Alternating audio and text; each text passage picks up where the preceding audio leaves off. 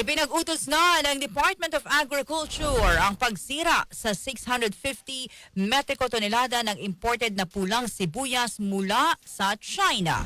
Ito'y makaraang matuklasan na hindi ligtas na kainin ang mga naturang sibuyas batay sa resulta ng laboratory testing ng Bureau of Plant Industry.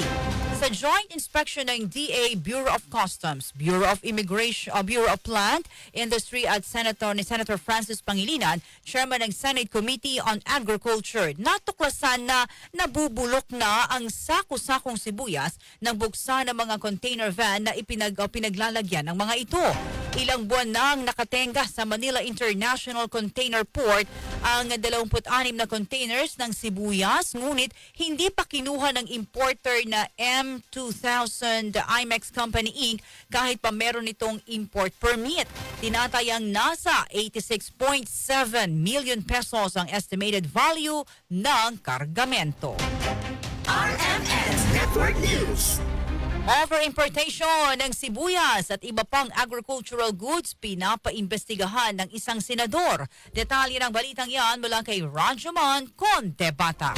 RMN Live Report. Paimbestigahan ni Senate Committee on Agriculture, Food and Agrarian Reform Chairman Kiko Pangilinan ang sobra-sobrang importasyon ng sibuyas at iba pang produktong agrikultural. Kaugnay na rin ito sa inabando ng 86 million pesos na halaga ng imported na pulang sibuyas na iniwan lang sa Manila International Container Port o MICP. Asahan niya ang pagkakasa ng investigasyon sa mga susunod na araw tungkol sa over-importation ng agricultural goods. Gayon din ang ulat na hinaharang ng mga operators ang access ng mga magsasaka at mangingisda sa cold storage dahilan ng pagkalugi at pagkabulok ng mga pananim.